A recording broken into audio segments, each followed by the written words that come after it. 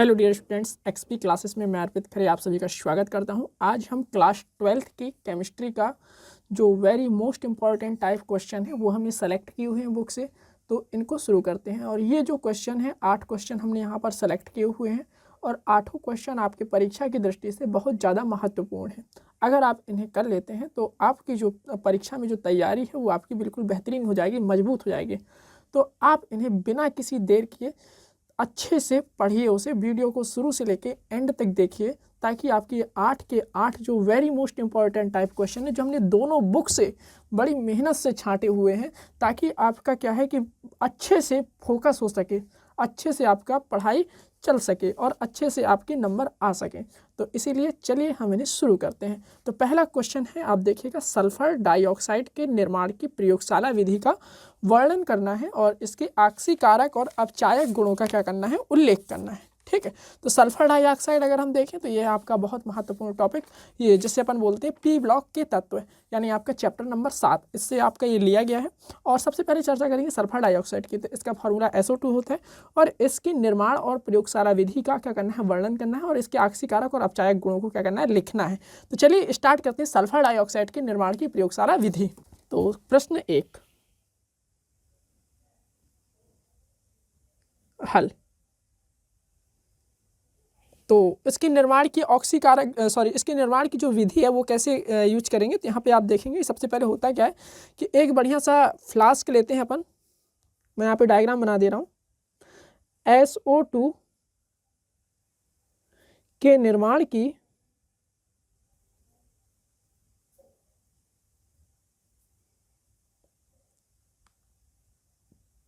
प्रयोगशाला विधि।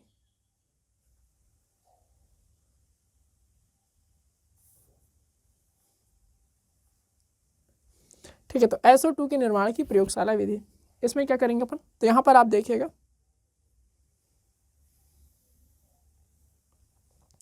ये आपका मान लीजिए कोई स्टैंड है और यहाँ पर आपका क्या है, फ्लास्क लगा हुआ है।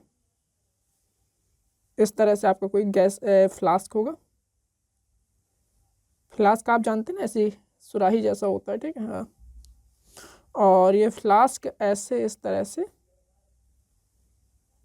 रखा होता है। ठीक है, और ये आप तो जानते हैं फ्लास्क के बारे में कि कुछ इस तरह से कहानी होती है उसकी, ऐसे बंद होता है। ठीक है, और ऊपर से अपन उस पर क्या है कि H2SO4 डालते रहते हैं इस तरह से चोंगा लगा के। ये अपन ने H2SO4 लगा के चोंगा डाल दिया ऐसे ऐसे। ठीक है, और इसमें अगर हम देखें तो इसमें चोंगा लगा के अपन ने H2SO4 डाल दिया है और इसमें क्या है, सोडियम सल्फाइड पड़ा रहेगा ऐसे इस तरह से और H2SO4। ठीक है, फिर उसके बाद क्या है कि अपन नीचे से बर्नर लगा के इसे बढ़िया जाली में धर के क्या करेंगे, गर्म करेंगे। तो यहाँ पे अपन ने क्या किया कि ये अपना चपटा है ये थोड़ा सा, ठीक है, समझ रहे हैं आप बात। और इसे आप क्या करेंगे कि ऐसे जाली रख दी अपन ने। ठीक है, और जाली में क्या करेंगे, बढ़िया सी गर्म करेंगे।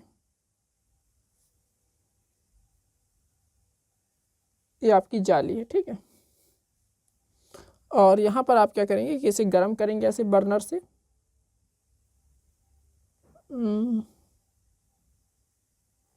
ये आपका बर्नर है और ये आप इसे गर्म कर रहे हैं ऐसे। जब आप इसे गर्म करेंगे तो फिर क्या होगा कि यहाँ से आपका ये उड़ के ऐसे जाएगा और यहाँ पे आपका क्या है, दूसरा पाइप लगा होगा और यहाँ से आप इसे क्या करेंगे कि कलेक्ट कर लेंगे एक जार में। और ये आपका गैस जार होता है। ठीक है, इस तरह से कर लिया कलेक्ट, इस तरह से।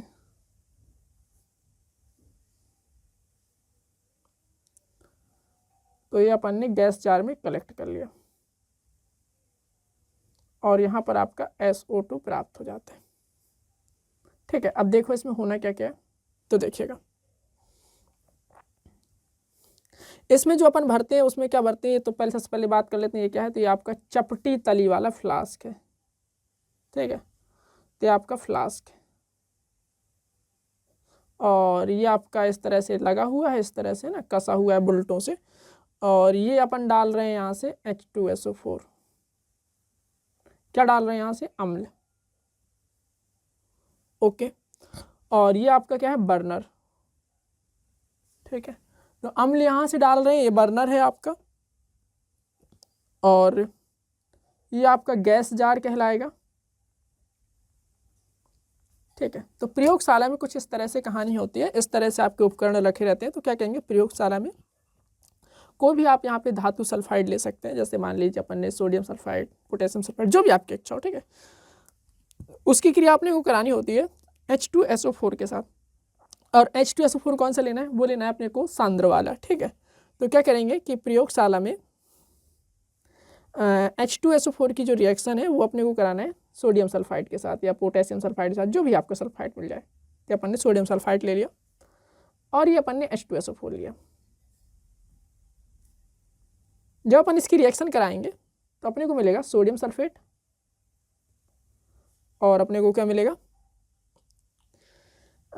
सोडियम सल्फेट हो गया, और मिलेगा अपने को पानी और SO2। और यही अपने को चाहिए था, यही है आपकी सल्फर डाइऑक्साइड, और ये आपकी सल्फर डाइऑक्साइड बनाने की प्रयोगशाला विधि है। यहाँ तक कोई समस्या नहीं। चलिए, अब हम बात करते हैं इसके आक्सीकारक और अपचायक गुणों के बारे में।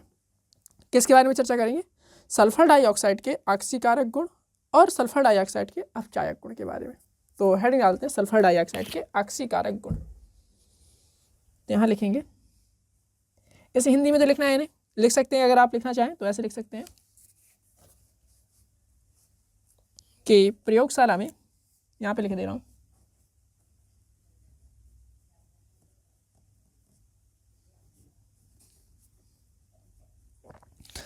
प्रयोगशाला में सोडियम सल्फाइड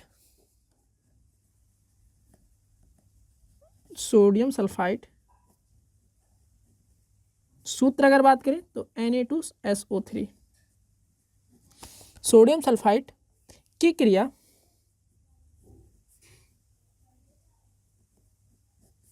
सांद्र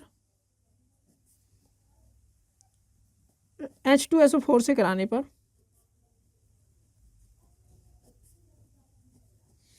सांद्र H2SO4 से कराने पर सल्फर डाइऑक्साइड गैस प्राप्त होती है। सल्फर डाइऑक्साइड प्राप्त होती है। बस हो गया। ठीक है, अब हमें इसके आक्सीकारक और अपचायक गुण लिखने हैं। ये आपकी रिएक्शन हो गई, और अगले पेज में अपन लिख रहे हैं आक्सीकारक और अपचायक गुण। तो चलिए स्टार्ट करते हैं।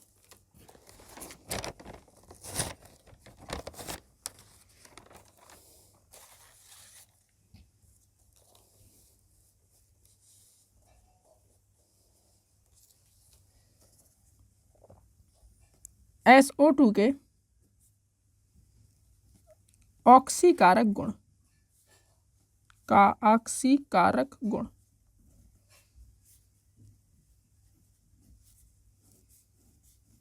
ठीक है, तो SO2 के आक्सीकारक गुण कितने हैं वो लिखना है अपने को। ठीक है, तो पहला इसका आक्सीकारक गुण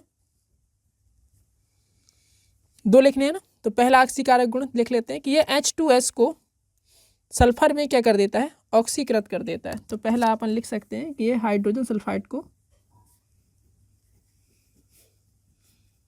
सल्फर में ऑक्सीकरण कर देता है।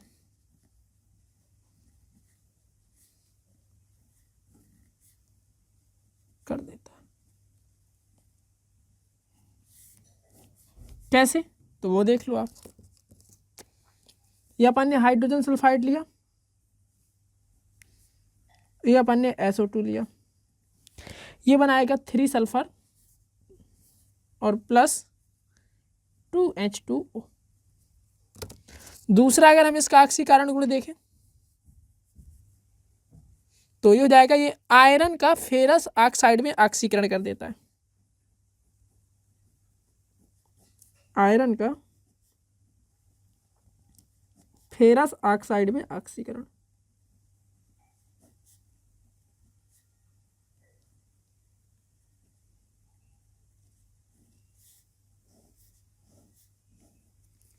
तो यहां पर क्या लिखेंगे, आयरन को Fe और ये हो गया आपका SO2। तो यहाँ पर अगर अपन देखें तो हो जाएगा आपका फेरस ऑक्साइड, तो FeO और यहाँ आ जाएगा आपका FeS। तो ये हो गया आपका आयरन का फेरस ऑक्साइड में। तो ये है आपका फेरस ऑक्साइड और ये आपका आयरन है, ये आपका सल्फर डाइऑक्साइड है, ठीक है, ये आपका फेरस सल्फेट है। ठीक है, क्लियर इतना? चलिए अब हम इसके अब चायक गुण देखेंगे। तो SO2 के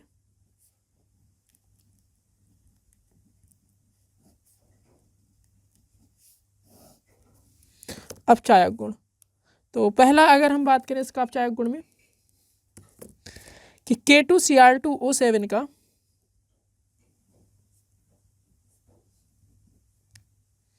Cr2SO4 का होल थ्राइस यानी क्रोमियम सल्फेट में क्या कर देता है, अपचयन कर देता है। तो रिएक्शन कराते हैं। K2Cr2O7 क्या नाम है इसका? इसका नाम है पोटेशियम डाइक्रोमेट, ठीक है। और ये हो जाएगा आपका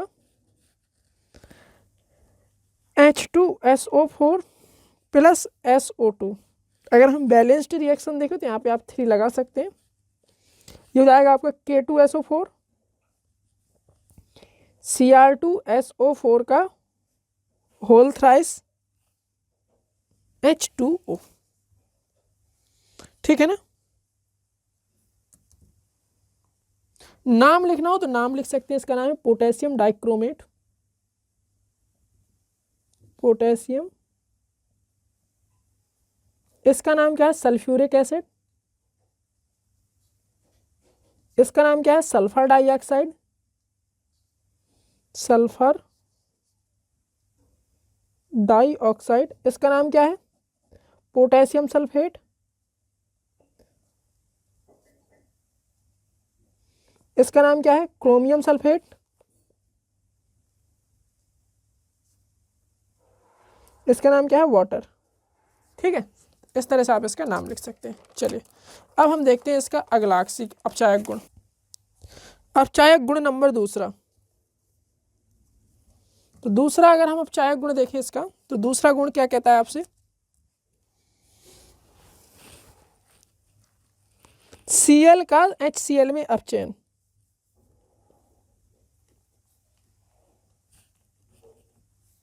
क्लोरीन का HCl में अपचयन।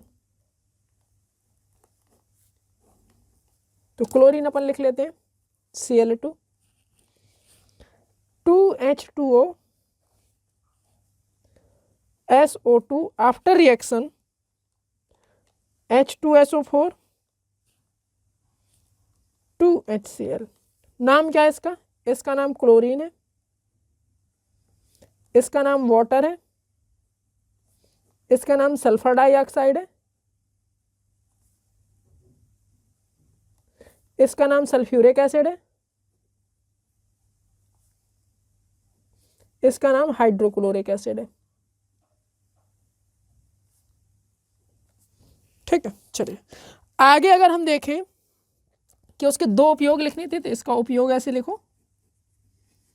सल्फर डाइऑक्साइड का उपयोग क्या क्या है? तो उपयोग नंबर 1, पहला उपयोग देखें तो इसका उपयोग ऑक्सीकारक के रूप में होता है।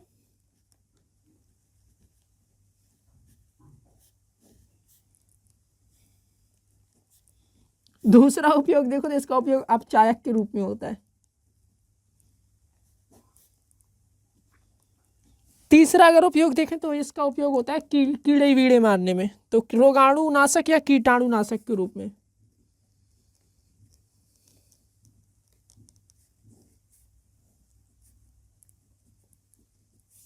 चौथा उपयोग देखो तो चीनी में इसका उपयोग होता है, चीनी उद्योग में, ठीक है, हो गया।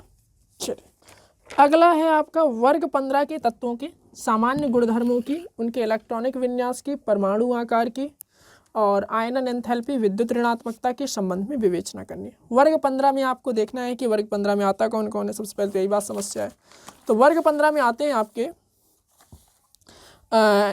NPAS SBBI, इस तरह के लोग जो हैं वर्ग 15 में आते हैं, ठीक है। तो स्टार्ट करते हैं इनको वर्ग 15 वालों को, ठीक है। तो चलिए स्टार्ट करते हैं। वर्ग 15 के तत्वों के सामान्य गुणधर्मों की चर्चा करनी है और इलेक्ट्रॉनिक विन्यास वगैरह, तो ये सब देखते हैं। ठीक है, प्रश्न संख्या 2 का हल।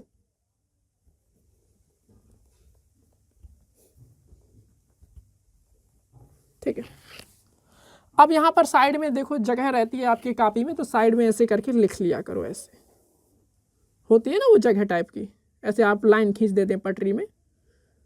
तो वर्ग 15, तो वर्ग 15 के तत्व कौन कौन से, तो आप ऐसे लिख लीजिए। नाइट्रोजन, और कौन है आपका, फॉस्फोरस, फिर कौन आता है, नाना पाटकर, ऐश्वर्या, आर्सेनिक, फिर एंटीमनी, फिर बिस्मथ। ये हो गए आपके। ठीक है, अगर हम परमाणु क्रमांक के आधार पे देखें तो इसका क्या होता है परमाणु क्रमांक, तो hydrogen, helium, lithium, beryllium, boron, carbon, oxygen, nitrogen oxygen, तो हो जाएगा आपका 7। इसका देखें तो 8 और 7 कितना हो जाएगा आपका 15, है ना। तो इस तरह से आप इसका क्या कर सकते हैं, परमाणु क्रमांक भी आप ऐसे लिख सकते हैं। 7 ये हो गया, है ना, 15 ये हो गया। अगर हम देखें तो 15 और फिर इसके बाद 18 जुड़ेगा, तो 15 और 18 कितना होता है, 15 और 18, 15 15 30 3 33, 33 हो गया। ठीक है, अब ये 33 के बाद अगर हम देखें तो इसमें फिर आपका 18 जुड़ेगा, तो 33 और 18 कितना होता है 51। और फिर अगर हम इसका देखें तो इसमें आपका 32 जुड़ेगा, है ना, तो 51 और 32 क्या हो जाएगा 83। तो ये है इसके परमाणु क्रमांक और ये है आपका तत्व के नाम। तो ये तो आपको ध्यान रखनी है। ठीक है, कि 7, 15, 33, 51, 83। ठीक है, क्लियर नहीं इतना। अगर वो 16वें का पूछ देता तो यहाँ हो जाता 8, 16, 34, 52, 84। 17वें का पूछ देता तो यहाँ पे हो जाता 9, 17, और यहाँ पे हो जाता 35, यहाँ पर हो जाता आपका 53, और यहाँ पर हो जाता आपका 85। तो इस तरह से आपका बढ़ता चला जाता है। क्लियर हुआ इतना, कोई दिक्कत नहीं। तो अपने को जोड़ना कैसे, तो सबसे पहले आपको 8 जोड़ना है, फिर आपको क्या करना है 18 जोड़ना है, फिर आपको क्या करना है 18 जोड़ना है, और फिर आपको क्या करना है 32 जोड़ना है। तो 2 8 8 18 18 32, इस तरह से रहता था आपका सिस्टम। ठीक है, कोई दिक्कत नहीं। तो 8 18 18 32। ठीक है, चलिए इतना क्लियर। चलिए अब हम सबसे पहले चर्चा करते हैं इसके इलेक्ट्रॉनिक विन्यास की। और इलेक्ट्रॉनिक विन्यास आप तभी निकाल पाएंगे जब आपके पास उनके परमाणु क्रमांक पता हो, है ना, तो तभी तो निकलता है। तो यहाँ पे लिखते हैं सबसे पहले जो वर्ग 15 के तत्वों की विशेषताओं में, तो पहला है आपका इलेक्ट्रॉनिक विन्यास।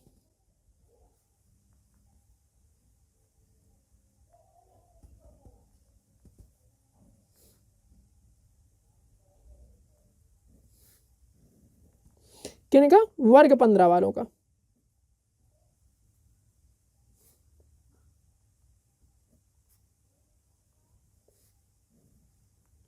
तो वर्ग 15 के तत्वों का इलेक्ट्रॉनिक विन्यास अगर हम देखें तो सबसे पहले अगर हम देखें तो नाइट्रोजन का,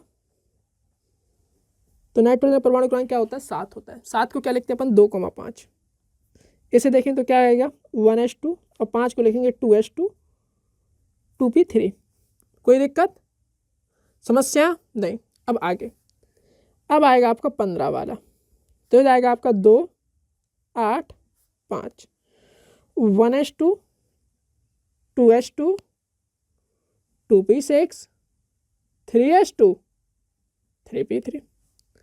ऐसे ही आएगा आपका 15 के बाद 33 तो 33 को अगर हम देखें तो ये क्या हो जाएगा आपका 2 8 18 5 1s2 2s2 2p6, तो ये 2 हो गया 8 हो गया। ठीक है, 18 का जुगाड़ करो 3s2 3p6 3d10, 18 हो गया। अब इसका 5 का जुगाड़ करो तो 4s2 4p3। 33 के बाद आता है 51sb, तो जाएगा आपका 2 8, कुछ नहीं आपको बढ़ाते जाना है, कुछ नहीं, 18 18 5 1s2 2s2 2p6 3s2 3p6 3d10। और अब अपने को यहाँ पे 2 हो गया 8 हो गया 18 हो गया, है ना, एक 18 और लाइए, तो 4s2 4p6 4d10, 18 हो गया। अब अपने को 5 लाना है, तो 5 आपको क्या लिखना है 5s2 और 5p3। कोई दिक्कत? चलिए अभी बिस्मथ का लिख के दिखा रहे, मज़ा आ जाएगा आपको। 83 बिस्मथ। सबसे पहले अपन इसे देखेंगे लिखेंगे कैसे। तो यहाँ पर लिखेंगे 2, 8, 18, 32, 18, 5। कैसे लिखेंगे? 2 को लिखेंगे 1s2 और इसे लिखेंगे 2s2 2p6। इसे लिखेंगे आप 3s2 3p6 3d10। 18 हो गया। 2, 8, 18, 2, 8, 18। अब 32 की बात आई। 32 को क्या लिखेंगे? 4s2 4p6 4d10 4f 14 हो गया 32।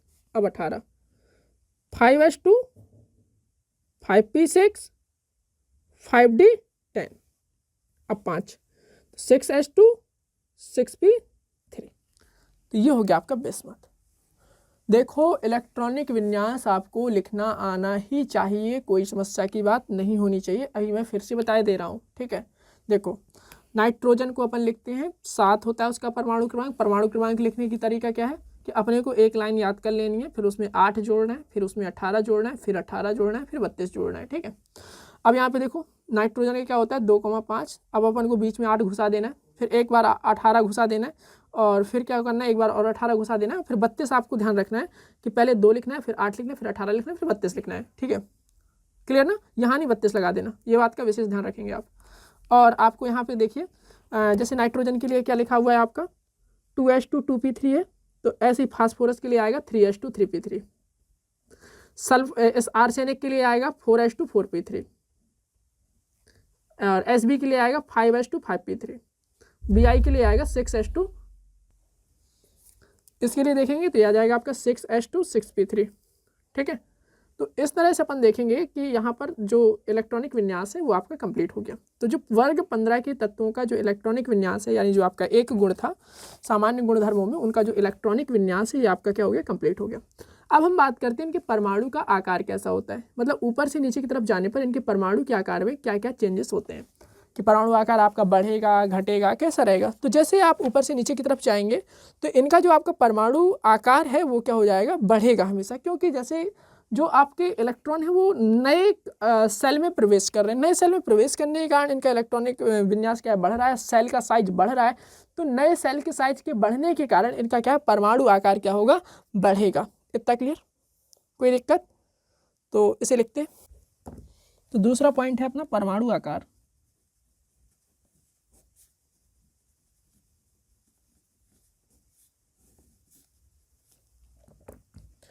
वर्ग में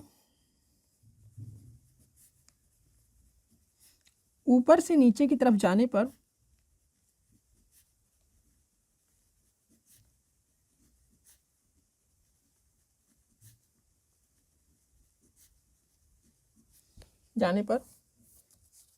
वर्ग में ऊपर से नीचे की ओर जाने पर परमाणु आकार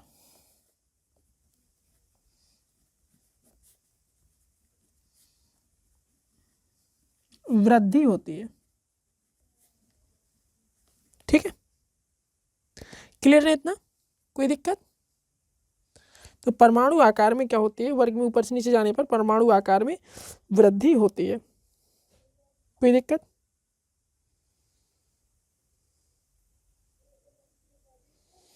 अब परमाणु आकार में वृद्धि कैसे होती है तो ये और सुन लीजिए। तो इनके परमाणु आकार में वृद्धि इसलिए होती है कि जो सेल है उसकी संख्या बढ़ जाती है। क्या हो जाता है इसमें? कि इसमें कोषों की संख्या क्या हो जाती है? बढ़ जाती है, जिससे क्या है कि नाभिक की इलेक्ट्रॉन से क्या है दूरी क्या हो जाती है? बढ़ जाती है, ठीक है।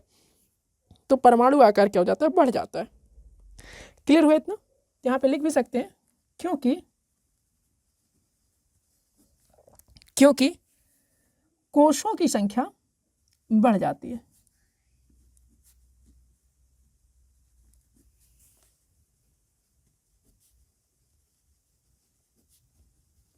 कोषों की संख्या बढ़ जाने से फिर क्या होगा? जिससे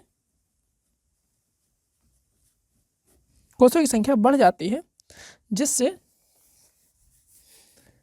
नाभिक से अंतिम इलेक्ट्रॉन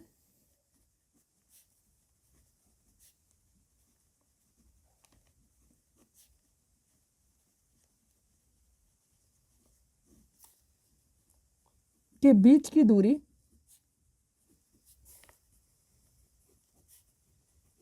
भी बढ़ जाती है। ओके, चलिए आगे चलते हैं।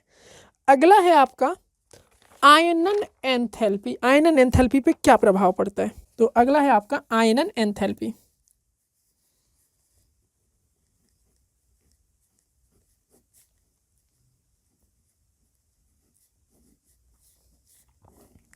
आयनन एंथैल्पी अगर हम देखें तो बाह्यतम कक्षा से इलेक्ट्रॉन को बाहर निकालने के लिए जो आपकी ऊर्जा की आवश्यकता होती है वो आपकी क्या कहलाती है? आयनन एंथैल्पी कहलाती है। अब देखो, जैसे ही आपका परमाणु का आकार बढ़ेगा तो क्या है कि नाभिक से उसकी रीच क्या हो जाएगी? ज़्यादा हो जाएगी।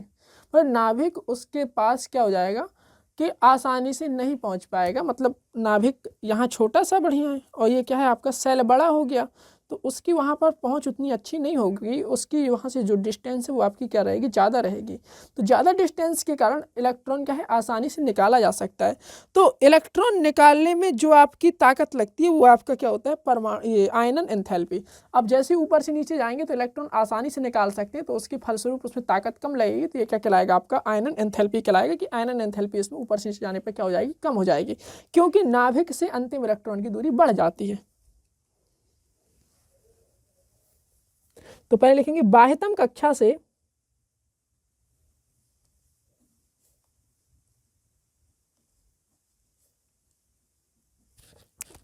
इलेक्ट्रॉन को बाहर निकालने के लिए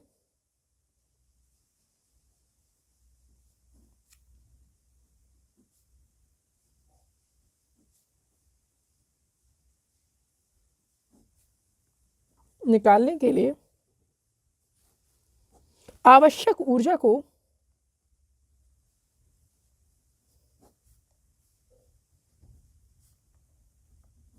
आयनन एंथैल्पी कहते हैं। एंथैल्पी कहते हैं।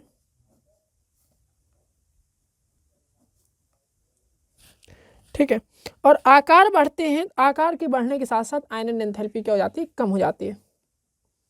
तो परमाणु का आकार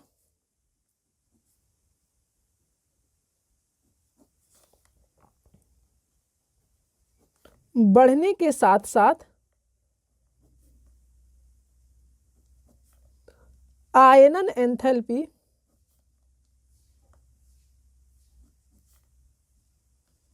कम हो जाती है। इट मीन्स वर्ग में ऊपर से नीचे जाने पर आयनन एंथैल्पी की वैल्यू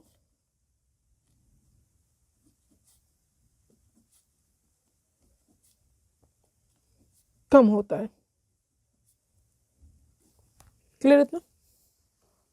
कोई दिक्कत नहीं। अगला आपका टॉपिक है विद्युत ऋणात्मकता। तो विद्युत ऋणात्मकता की वैल्यू की बताना है कि विद्युत ऋणात्मकता क्या होता है।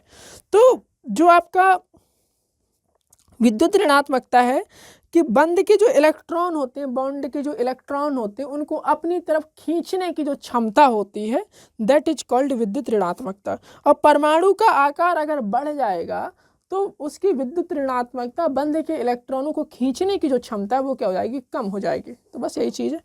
तो यहाँ पे लिखेंगे विद्युत ऋणात्मकता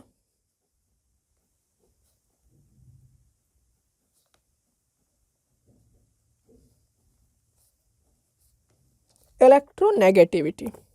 क्या बोलेंगे? बंध के इलेक्ट्रॉनों को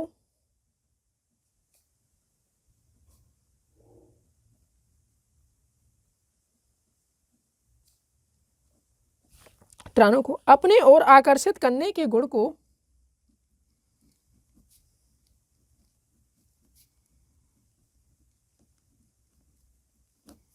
आकर्षित करने के गुण को विद्युत ऋणात्मकता कहते हैं।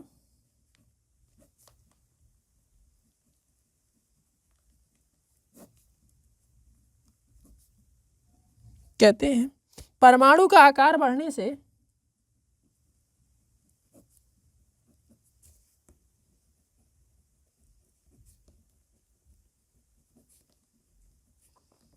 वैद्युत ऋणात्मकता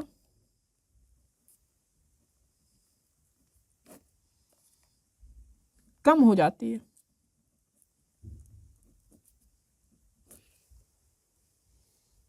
कोई दिक्कत? चलिए, तो इस प्रकार से आपका जो आप देख लीजिए, तो आपका ये जो दूसरा प्रश्न है वो भी क्या हो जाता है, कंप्लीट हो जाता है। अब हम बात करते हैं तीसरे प्रश्न की तरफ कि निम्नलिखित अभिक्रियाओं पर टिप्पणी लिखनी है।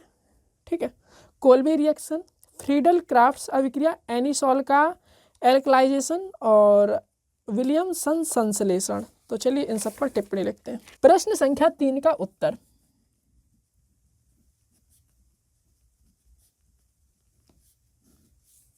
यहाँ पे लिखेंगे हल। तो पहला है आपका कोल्बे अभिक्रिया।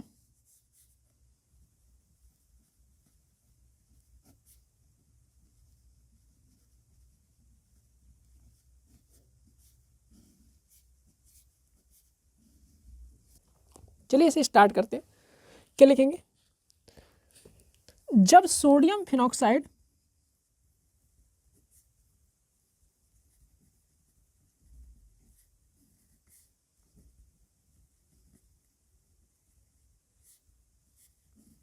जब सोडियम फिनॉक्साइड को carbon dioxide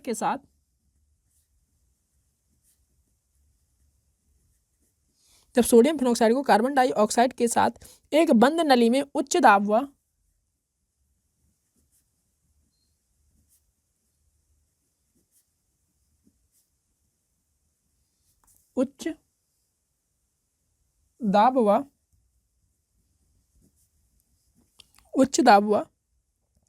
400 kelvin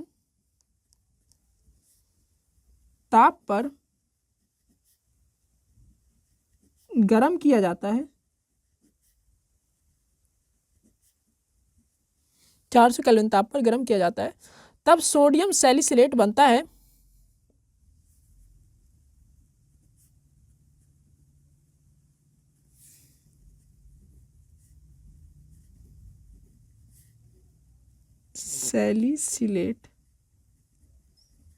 sodium salicylate बनता है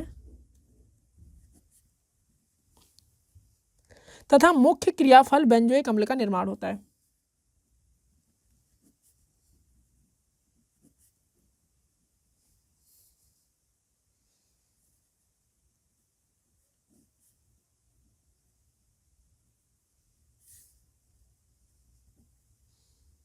बेंजोइक अम्ल का निर्माण होता है, मुख्य क्रियाफल बेंजोइक अम्ल का निर्माण होता है।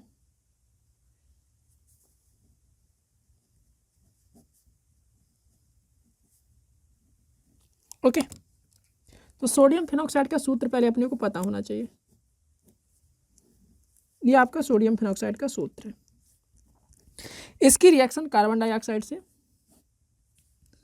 कराते हैं अपन 125 डिग्री सेल्सियस टेम्परेचर पर। तो आपका बनेगा यहाँ पर OH और यहाँ पर आ जाएगा COONA। ठीक है, और इसका नाम है सोडियम सैलिसिलेट। अब इसके बाद क्या हो जाएगा कि ये आपका ऐसे रिएक्शन करके तो यहाँ पर बनाएगा बेंजोइक अम्ल। ठीक है, तो आर्थो हाइड्रोक्सी बेंजोइक अम्ल, तो आपका आर्थो हाइड्रोक्सी बेंजोइक अम्ल है ये आपका। तो इस तरह से आपका ये कह सकते हैं कि ये जो है आपका कोल्बे अभिक्रिया है। क्लियर हुआ इतना? कोई दिक्कत?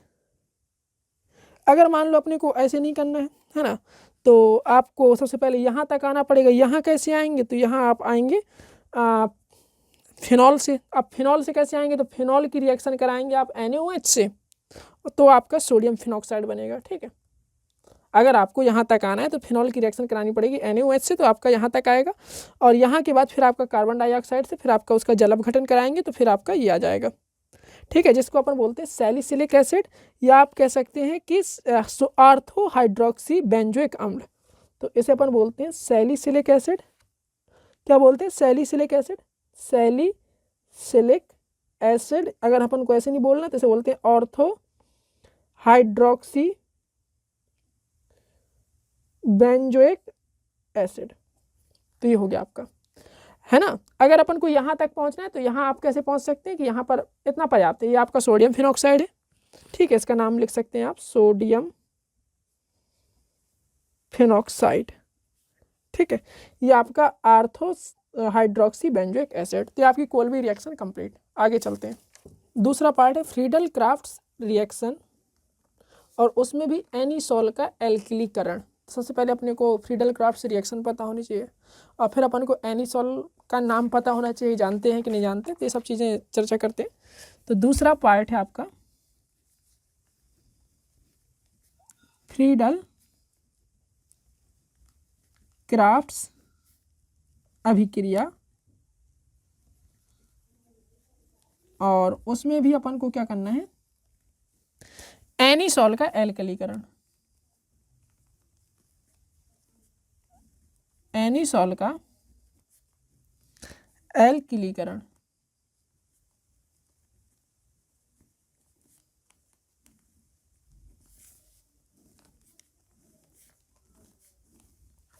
चलिए, तो फ्रीडल क्राफ्ट्स अभिक्रिया एनीसॉल का एल्कलीकरण, इसको करते हैं। देखिए, सबसे पहले अपन को एनीसॉल का सूत्र पता होना चाहिए, है ना। तो एनीसॉल होता है क्या है, तो देखिए एनीसॉल होता है आपका बेंजीन रिंग, आप ऐसे बनाइए, ठीक है,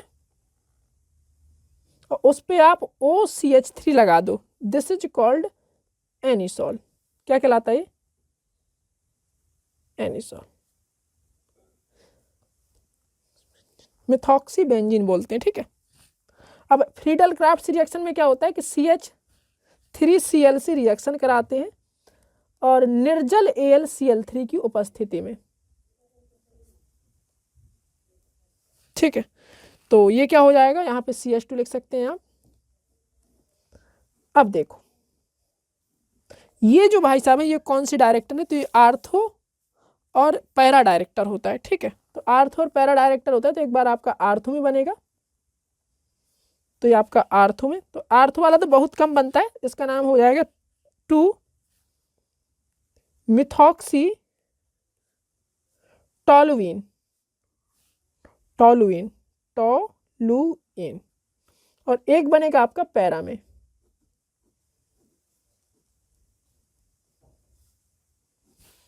ये हो जाएगा आपका इस तरह से। तो ऐसे पैरा मिथॉक्सी टॉलुइन बोल सकते हैं, नहीं तो ऐसे बोल सकते हैं 4 मिथॉक्सी टॉलुइन,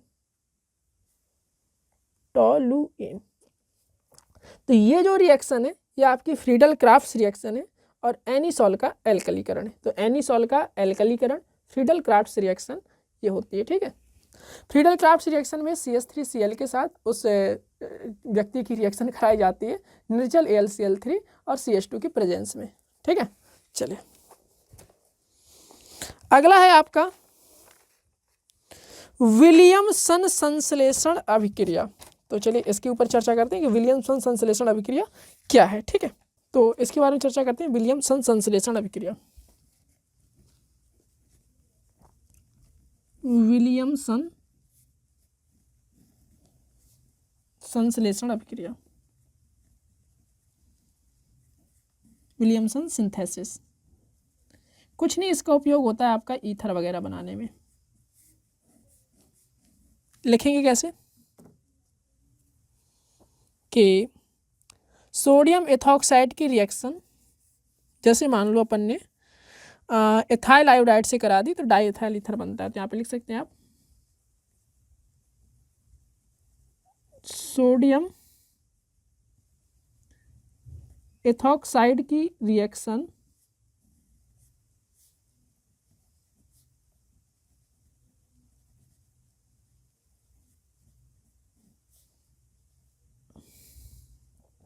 एथॉक्साइड की रिएक्शन एथाइल आयोडाइड से कराने पर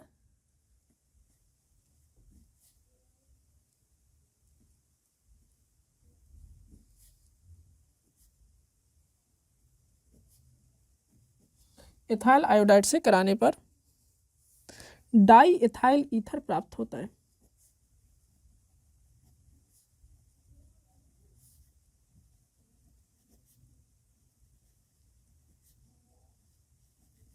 सोडियम एथॉक्साइड क्या कहेंगे, C2H5ONa, C2H5, तो ये आपका निकल के भाग जाएगा और ये बनेगा आपका डाई एथाइल ईथर C2H5OC2H5। ठीक है, तो ये आपकी रिएक्शन है विलियमसन संश्लेषण अभिक्रिया। तो ये आपके हो गए 3 प्रश्न कंप्लीट। अब हम बात करते हैं प्रश्न नंबर 4 की। अगला है आपका ल्यूकोस परीक्षण क्या है, इसका प्रयोग किस प्रकार के यौगिकों को पहचानने में किया जाता है। तो ल्यूकोस परीक्षण का उपयोग अपन एल्कोहल के पहचान में करते हैं, प्राथमिक द्वितीयक और तृतीयक एल्कोहल के विभेदन में। ठीक है, चलिए इसे स्टार्ट करते हैं। तो प्रश्न नंबर 4 का हल।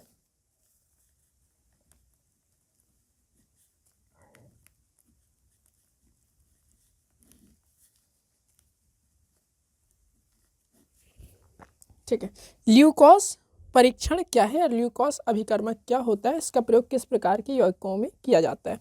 ठीक है, चलिए तो सबसे पहले चर्चा करते हैं ल्यूकोस अभिकर्मक होता क्या है। तो यहाँ डालते हैं ल्यूकोस अभिकर्मक।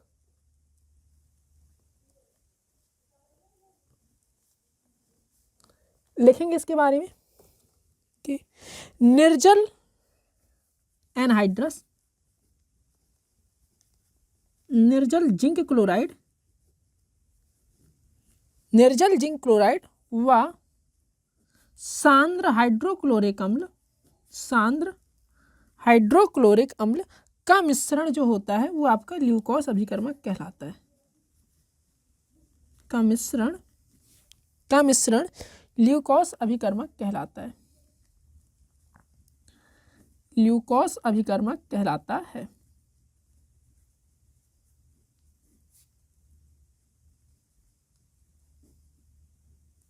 ओके, कोई दिक्कत। और हम इसका उपयोग काहे में करते हैं, तो इसका उपयोग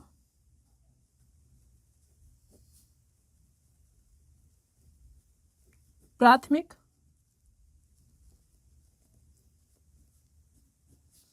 द्वितीयक व तृतीयक एल्कोहलों के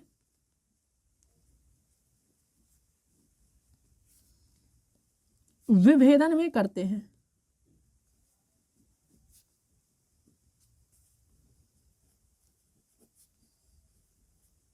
ठीक है, अब करते कैसे तो वो देखो। पहला, यदि अल्कोहल के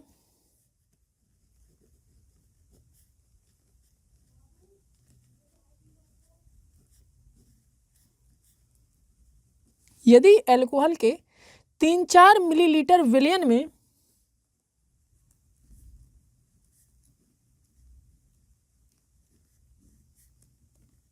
अल्कोहल के 3-4 मिलीलीटर विलयन में 2-3 बूंद ल्यूकोस अभिकर्मक की मिलाने पर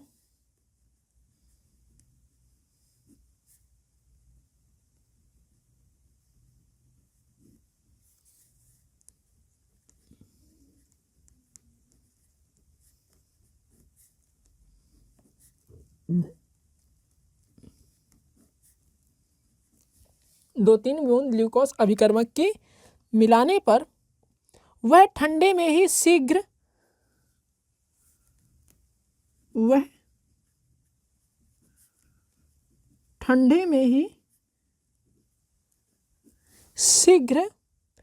टर्बिडिटी या आप कह सकते हैं कि अविलता उत्पन्न करता है।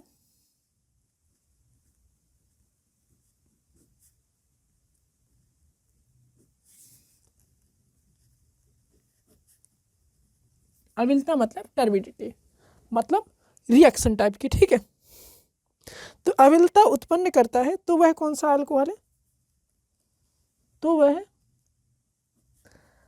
तृतीयक अल्कोहल है।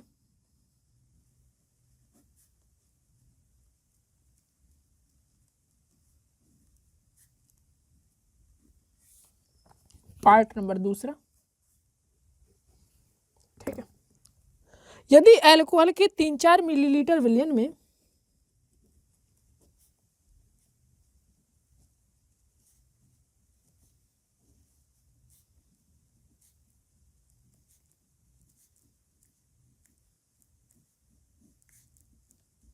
अल्कोहल के 3-4 मिलीलीटर विलयन में 2-3 बूंद ल्यूकोस अभिकर्मक मिलाने पर 2-3 ml ल्यूकोस अभिकर्मक मिलाने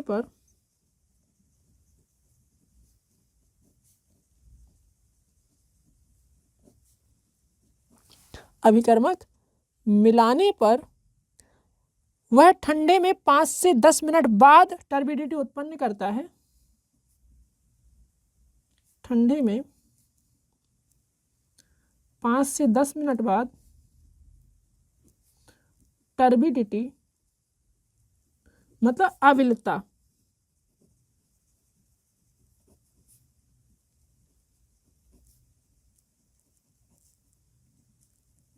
तो वह द्वितीयक अल्कोहल है।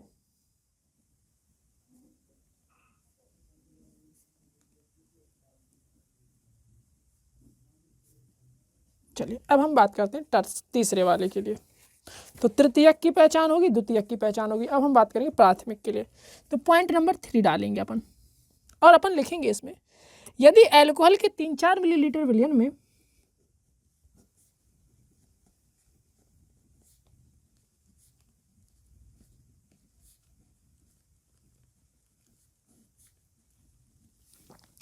यदि अल्कोहल के 3-4 मिलीलीटर विलयन में 2 से 3 बूंद ल्यूकोस अभिकर्मक मिलाने पर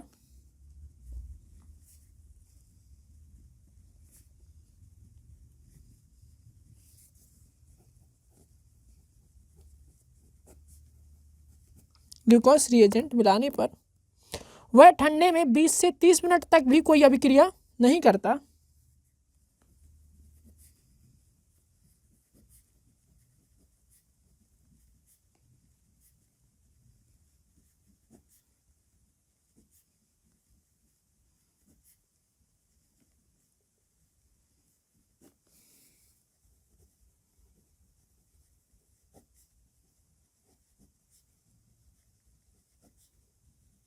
नहीं करता है तो वह प्राथमिक अल्कोहल है।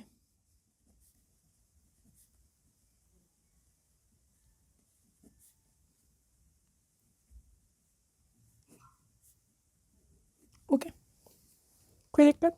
और अब हम इसकी रिएक्शन को देखें, क्योंकि अपने को अभिक्रिया भी दिखानी है ना। तो यहाँ पर देखिए अभिक्रिया, ठीक है। तो अगर हम देखते हैं कि प्राथमिक के लिए देखें तो प्राथमिक अल्कोहल जैसे अपन ने लिख लिया CH3 CH2OH, ये अपना क्या है, प्राथमिक अल्कोहल।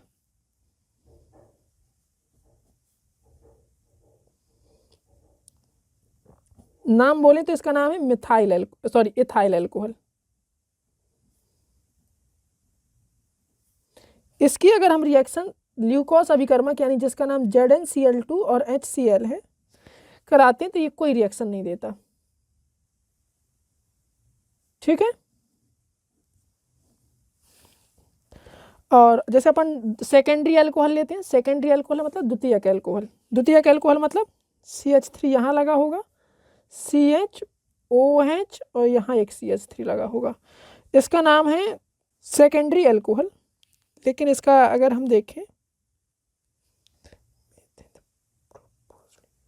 तो ये आपका द्वितीयक अल्कोहल है, ठीक है। तो ये आपका द्वितीयक है। और ये अगर आपका ZnCl2 और HCl से रिएक्शन करेगा तो आपका बनेगा CH3 सेम रहेगा, CH3 यहाँ सेम रहेगा, यहाँ पर C रहेगा और H रहेगा और H2O आपका निकल जाएगा, तो यहाँ पर बनेगा आपका ये, ठीक है। अगर हम बात करें टर्सरी अल्कोहल के लिए तो ये आपका CH3 CH3 CH3OH, तो ये हो जाएगा आपका ZnCl2 HCl और यहाँ से आपका H2O निकल भागेगा, तो ये आपका आएगा निकल गया, तो आया आपका CH3 CH3 CH3 Cl, ठीक है, कोई दिक्कत? तो ये होती है ल्यूकोस अभिकर्मक में अभिक्रियाएं। तो ये आपकी द्वितीयक के लिए है, ये आपकी तृतीयक के लिए है, ये आपकी प्राथमिक के लिए। तृतीयक में स्पीड से रिएक्शन करेगा, द्वितीयक में थोड़ा आराम से रिएक्शन करेगा और प्राथमिक में रिएक्शन ही नहीं देगा, ठीक है। ये आपका ल्यूकोस अभिकर्मक है, आपका प्राथमिक अल्कोहल, ये द्वितीयक अल्कोहल है, तृतीयक अल्कोहल, ये तीनों आपकी रिएक्शन हो गई। तो इस तरह से आपका प्रश्न नंबर 4 हो जाता है कंप्लीट। अब हम चलते हैं प्रश्न नंबर 5 की तरफ। निम्नलिखित अभिक्रियाओं को पूर्ण कीजिए। तो इस तरह की आपकी 5 रिएक्शन दी हुई है और इनको पूर्ण करना है। चलिए स्पीड से पूर्ण करते हैं। तो प्रश्न 5 और हल।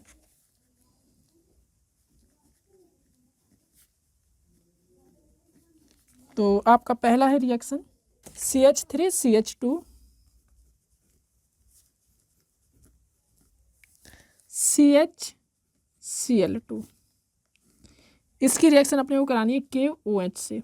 तो जब आप इसकी KOH से रिएक्शन कराएंगे तो आपका क्या होगा कि यहाँ से आपका KCl निकल जाएगा।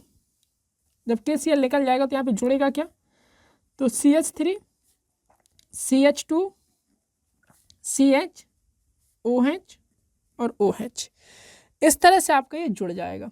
अब आप इसे फिर आप गर्म करेंगे तो आपका H2 ऐसे निकल जाएगा और ये हो जाएगा आपका CH3 CH2 CH double bond O। ठीक है। नाम अगर हम देखें तो इसका नाम क्या है, मैथ एथ प्रोप, तो प्रोपेनल। ठीक है, क्लियर इतना। तो ये हो जाएगा आपका। आगे चलेंगे रिएक्शन नंबर दूसरी रिएक्शन थोड़ी सी अटपटी सी दिख रही है। CH3 का होल थ्राइस CCH2Br। पहले अपन इसे बना लेते हैं थोड़ा अच्छे से। तो CH3 का होल थ्राइस CCH2Br। तो CH3 का होल थ्राइस का मतलब CH3 आपके अगल बगल 3 बार लगे हैं। तो एक CH3 यहाँ लगा है, एक CH3 यहाँ लगा है, एक CH3 यहाँ लगा है। ऐसे थोड़ा ओपन करके लिख लिया, कोई दिक्कत। C और ये 3 CH3 इससे जुड़े हुए हैं, फिर CH2Br जुड़ा हुआ है तो फिर CH2Br जोड़ दिया। नाम पहले इसका पता होना चाहिए आपको। ठीक है, इसका नाम है नियोपेंटिल ब्रोमाइड। नियोपेंटिल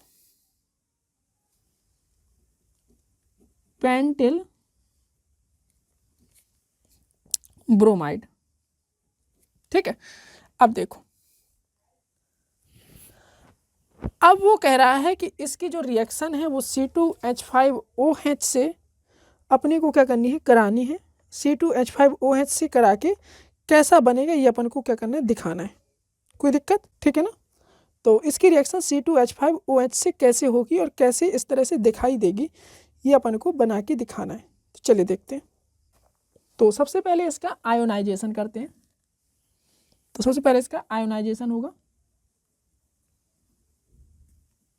और यहाँ से आपका ब्रोमीन भाग जाएगा। जब ब्रोमीन यहाँ से भाग जाएगा तो इसके पास क्या हो जाएगा, पॉजिटिव चार्ज। तो ये पॉजिटिव चार्ज इसे देकर अपने इलेक्ट्रॉन लेकर यहाँ से निकल लेगा। तो जब इसे इलेक्ट्रॉन लेकर निकल लेगा तो यहाँ पे क्या आ जाएगा, पॉजिटिव चार्ज आ जाएगा। जब यहाँ पे पॉजिटिव चार्ज आ जाएगा तो फिर क्या होगा, तो फिर जो है आपका ये शिफ्ट होकर यहाँ पहुँच जाएगा। तो अपन इसे अगर देखें तो ये आपका कुछ इस तरह से बनेगा, CH3C यहाँ पर आपका CH3 और ये आपका ब्रोमीन निकल के भाग गया। तो ये आपका हो जाएगा CH2CH3, है ना। और यहाँ पर आपका आ गया इस तरह से पॉजिटिव। क्लियर हुआ इतना। अब इस पे क्या है कि अल्कोहल आपका अटैक करेगा C2H5OH और ये जो आपका अटैक होगा वो न्यूक्लियोफिलिक अटैक होगा। न्यूक्लियोफिलिक अटैक होगा। जब इस पर न्यूक्लियोफिलिक अटैक होगा तो क्या बनेगा आपका, तो आप यहाँ पर देखेंगे कि इस पर जो है आपके दो इस तरह से लोन पेयर ऑफ इलेक्ट्रॉन है तो ये आके चिपक जाएंगे यहाँ पे। तो चिपकाना है ऐसे, तो कैसे चिपकेगा ये, तो CH3-CH2CH3 और ये आपका इस तरह से डंडा लगाइए और यहाँ O से ऐसे जोड़ दीजिए। तो O ये हो गया आपका, H ये हो गया और ये आपका प्लस हो जाएगा, ये हो जाएगा आपका C2H5। अब क्या होगा कि अब ये अपना इलेक्ट्रॉन देके यहाँ से निकल लेगा। तो जब ये निकलेगा यहाँ से तो आपका कुछ इस तरह से कहानी आएगी। तो H+ निकल गया। तो जब ये इलेक्ट्रॉन यहाँ पर ऐसे देगा तो क्या होगा कि ये बनेगा आपका CH3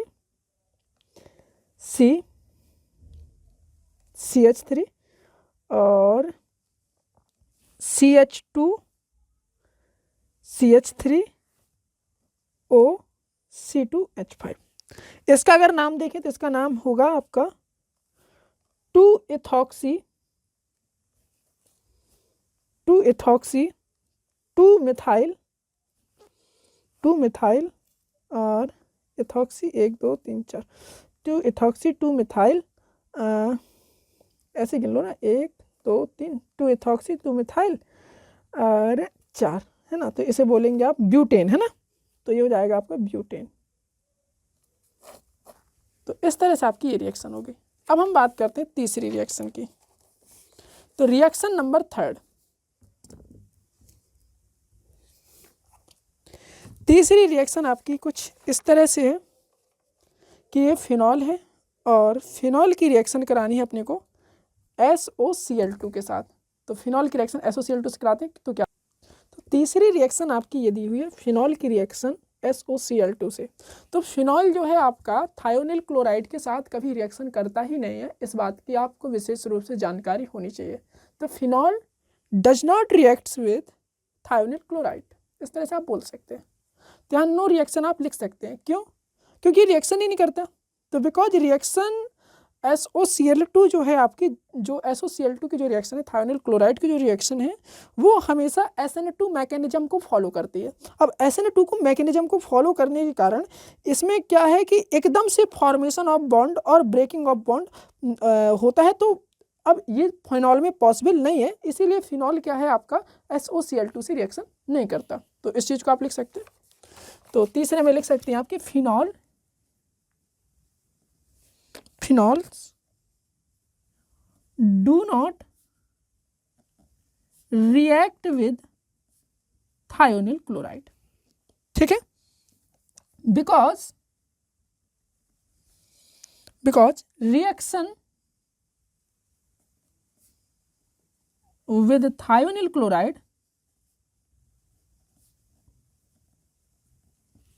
chloride generally follows SN2 mechanism, generally follows SN2 mechanism, ठीक है। तो ये आपकी क्या है, रिएक्शन ही नहीं होगी। ओके, इस बात का ही विशेष ध्यान रखना, ठीक है। चलिए, हाँ, अगर यहाँ पर फिनॉल की जगह साइक्लोहेक्सिन होता, अगर मान लो सपोज दैट यहाँ पर फिनॉल ना होता, सपोज दैट यहाँ पे साइक्लोहेक्सिन होता, जैसे मान लो मैं इसे काट दूं और यहाँ पे मैं साइक्लोहेक्सिन बना दूं और साइक्लोहेक्सिनॉल यहाँ से ऐसे अपन ने अल्कोहल लगा दिया और SOCl2 ये लिख दिया, हाँ, तो ये रिएक्शन होगी क्योंकि ये फिनॉल नहीं है। अब इसमें बॉन्ड टूट सकते हैं, बन सकते हैं, कोई दिक्कत की बात नहीं है। तो अगर अपन को ये वाली रिएक्शन लिखनी है तो ये अपन लिख सकते हैं। देखना, अगर मैं यहाँ से, अगर हम ये रिएक्शन को हटा के ये वाली रिएक्शन लिखना चाहें, है ना, जैसे मान लो अपन को ये लिखना है, जैसे मान लो पेपर में ये आ गया, सपोज दैट ये आ गया, ठीक है ना। तो जैसे तीसरे ये जो अपना अलग से है, तो यहाँ पर आप इसे लिख सकते हैं कि ये जो आप फिनॉल वाला जो सिस्टम है ये तो आपका गलत है। गलत क्या, रिएक्शन ही नहीं होगी, तो यहाँ पे लिख सकते हैं नो रिएक्शन,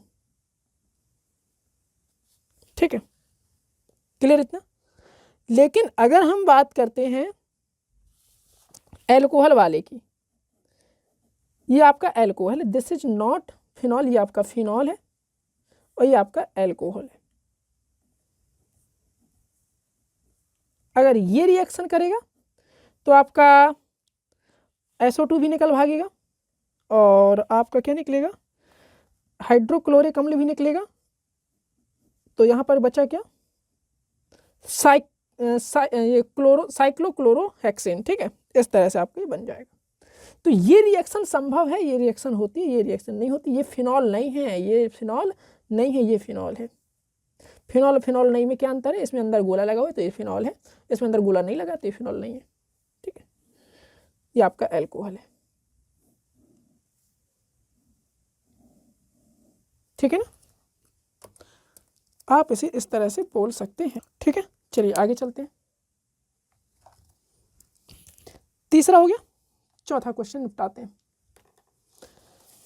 चौथा ये है आपका कि ये आपका फेनिल ब्रोमाइड है और इसकी रिएक्शन अपने को मैग्नीशियम से करानी है शुष्क ईथर की उपस्थिति में, तो क्या होगा, लिखते हैं चौथा पार्ट,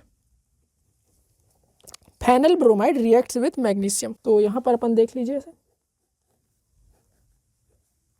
ये हो गया,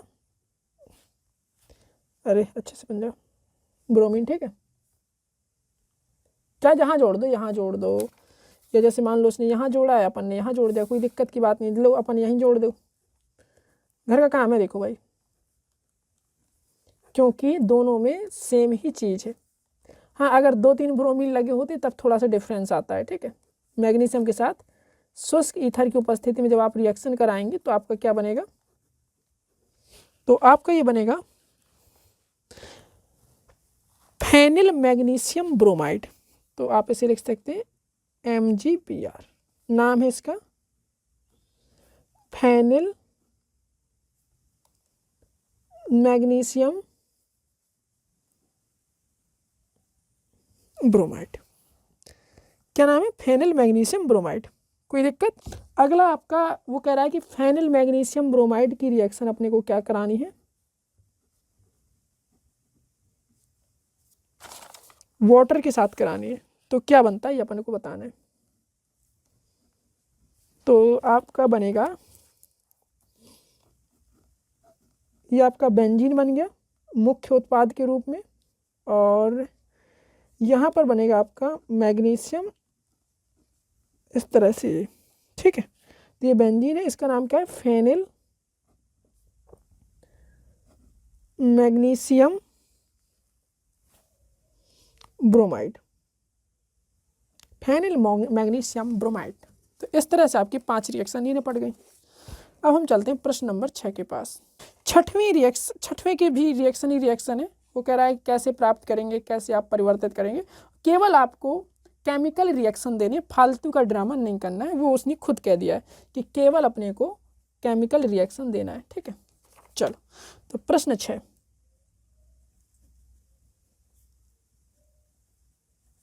हल। तो करते हैं इसे, तो स्पीड से करते हैं इनको। पहला है आपका इथेन से ब्रोमोइथेन, केमिकल रिएक्शन ही देनी है, यहाँ पे लिख लेते हैं इथेन से ब्रोमोइथेन। इथेन का सूत्र क्या होता है, तो इथेन का सूत्र अपन जानते हैं CH3-CH3 या C2H6, जो भी आपको बोल रहा हूँ। ब्रोमोइथेन के लिए अपन क्या करेंगे, इसकी रिएक्शन ब्रोमीन गैस से कराएंगे, और यहाँ पे सनलाइट रहेगी, तो आपका बनेगा CH3CH2Br, इसका नाम है ब्रोमोइथेन, ठीक है। ये आपका इथेन है और ये आपका ब्रोमीन है। जब हम इथेन की रिएक्शन ब्रोमीन के साथ सूर्य के प्रकाश की उपस्थिति में कराते हैं तो आपका ब्रोमीथेन बनता है,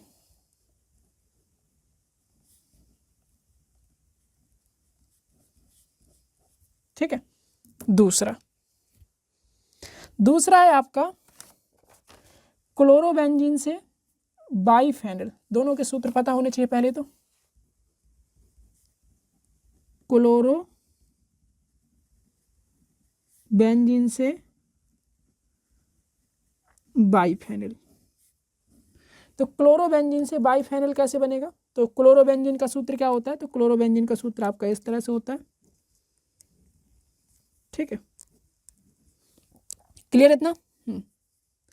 तो आप क्या करेंगे, कुछ नहीं करेंगे, यहाँ पे आप सोडियम से क्रिया कराएंगे in presence of dry ether. तो कुछ नहीं, आपका ये जो है ना आपका Cl निकल के भाग जाएगा और ये आपका बाइफेनिल बन जाएगा इस तरह से।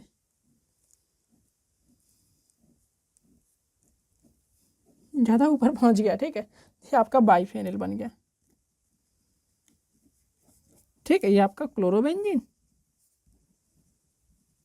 इसकी क्रिया जब आप सोडियम से कराएंगे तो आपका बाइफेनिल बनेगा। अब हम बात करते हैं तीसरा पॉइंट की, जो आपकी तीसरी रिएक्शन है उसकी। तो तीसरी रिएक्शन है आपकी 1 क्लोरोब्यूटेन टू नॉर्मल ऑक्टेन। ये भी आपका ऐसी रिएक्शन है, सेम टू सेम। 1 क्लोरोब्यूटेन से नॉर्मल एक्टेन, तो 1 क्लोरोब्यूटेन। तो क्लोरोब्यूटेन अपने को सूत्र पहले पता होना चाहिए, तो पहले अपन लिख लेते हैं थर्ड। 1 क्लोरोब्यूटेन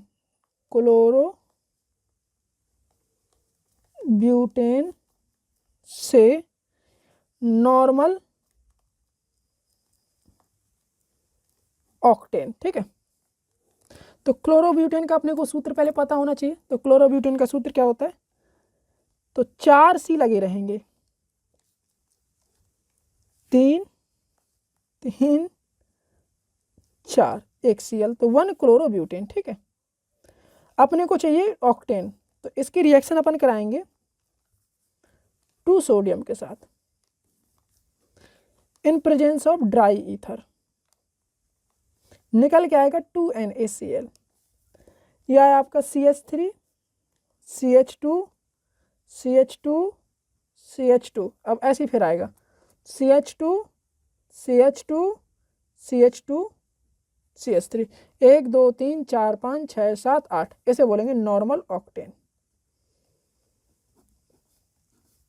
आगे चलेंगे, चौथी रिएक्शन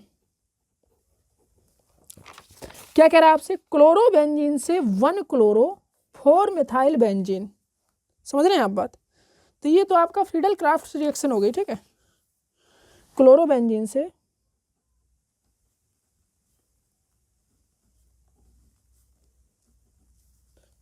1 क्लोरोबेंजीन से 1 क्लोरो 4 मिथाइल बेंजीन।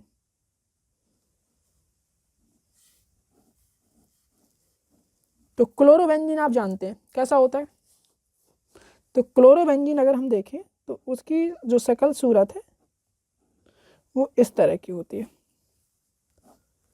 इसकी अगर हम फ्रीडल क्राफ्ट रिएक्शन कराते हैं CH3Cl के साथ एनहाइड्रस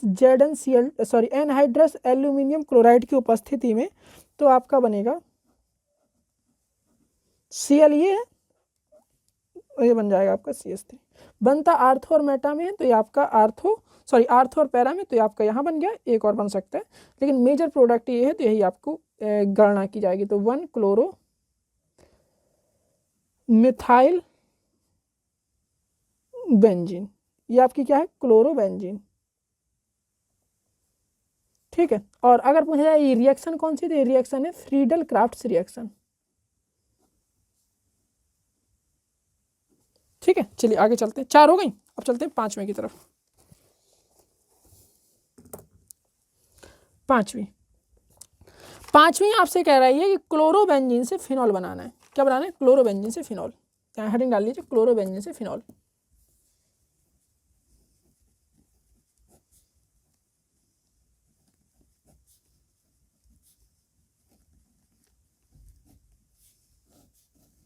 सूत्र जानते हैं क्लोरोबेंजीन का, हाँ जानते हैं, अच्छे से जानते हैं। तो ये है आपका क्लोरोबेंजीन।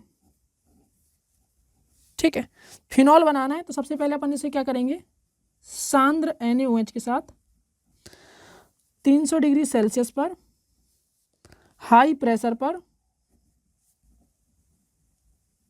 रिएक्शन कराएंगे। तो यहाँ पे बनेगा आपका सोडियम फिनॉक्साइड,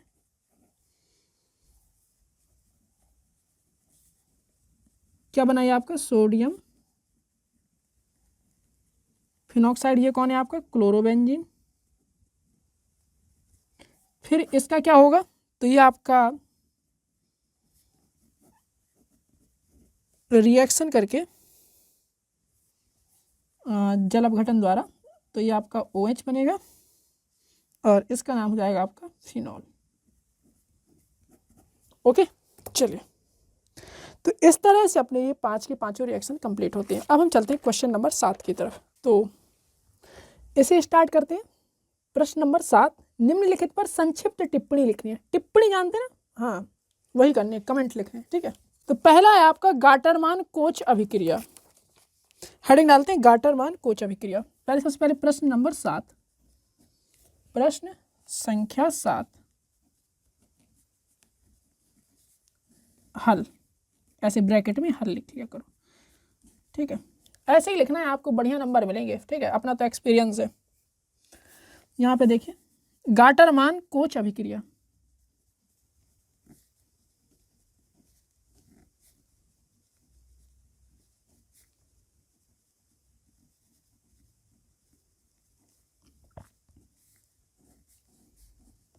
जैसे लिखवाते जा रहे हैं वैसे ही आपको एग्जाम में भी लिखना है। ठीक है, नंबर की गारंटी, नंबर आपके एग्जामिनर जो आप जब आप लिखेंगे ना तो खुश हो जाएगा देख के, क्या बढ़िया लिखा हुआ है। ठीक है, गाटरमान कोच अभिक्रिया में होता क्या है कि आपको एक कंपाउंड लेना होता है और उसकी रिएक्शन आपको कार्बन मोनोऑक्साइड और हाइड्रोक्लोरिक एसिड से करानी पड़ती है, तो वो आपका एल्डिहाइड बन जाता है और ये आपका जो रिएक्शन है गाटरमान कोच एल्डिहाइड सिंथेसिस कहलाती है।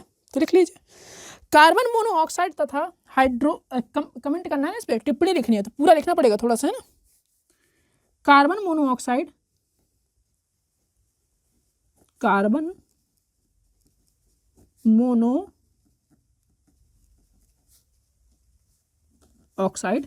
कार्बन मोनोऑक्साइड तथा HCl के मिश्रण को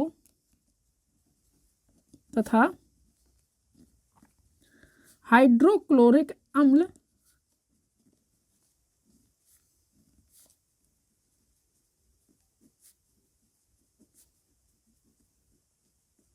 के मिश्रण को निर्जल AlCl3 की उपस्थिति में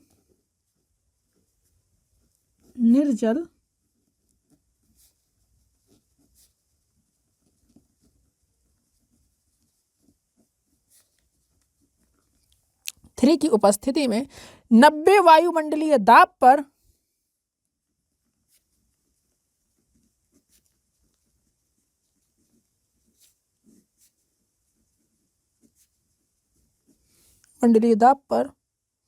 बेंजीन में प्रवाहित करने पर बेंजल्डिहाइड बनता है।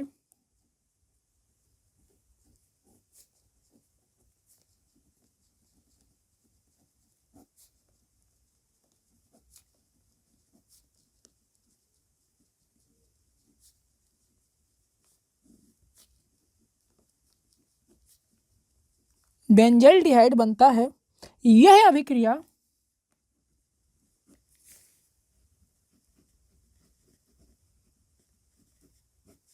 गाटरमान कोच संश्लेषण कहलाती है।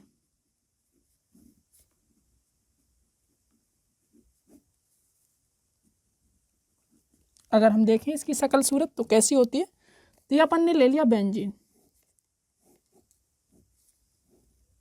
बगल में ले लिया कार्बन मोनोऑक्साइड और बगल में हाइड्रोक्लोरिक अम्ल, निर्जल AlCl3 की उपस्थिति में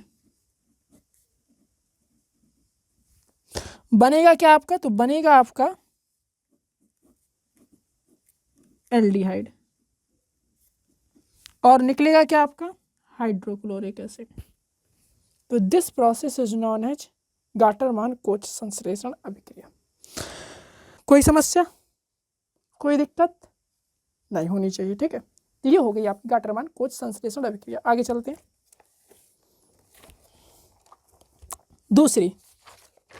दूसरी रिएक्शन है आपका एल्डोल कंडेंसेशन या एल्डोल संघनन।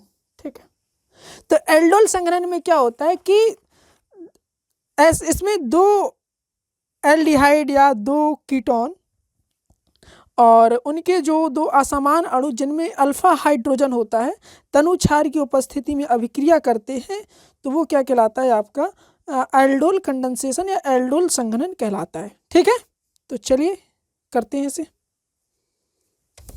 तो हेडिंग डालते हैं एल्डोल संघनन।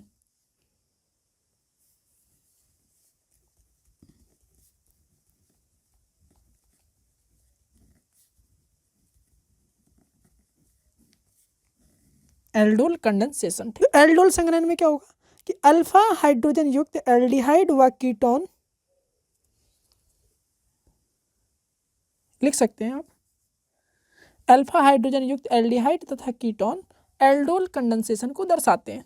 ठीक है ना, कोई दिक्कत?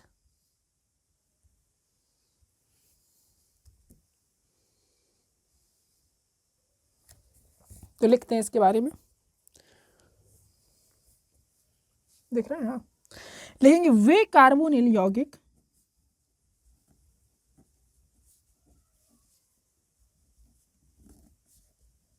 कार्बोनिल यौगिक में वो लोग आ जाते हैं जैसे एल्डिहाइड और कीटोन, वे कार्बोनिल यौगिक जिनके अल्फा कार्बन पर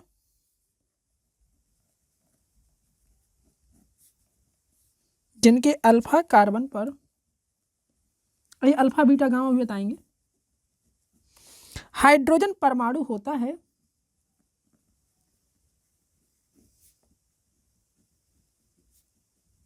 हाइड्रोजन परमाणु होते हैं, वे एल्डोल संघनन की क्रिया प्रदर्शित करते हैं।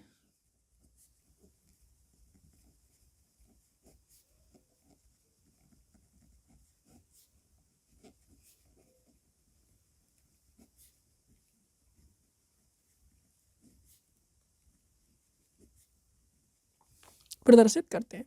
यह क्रिया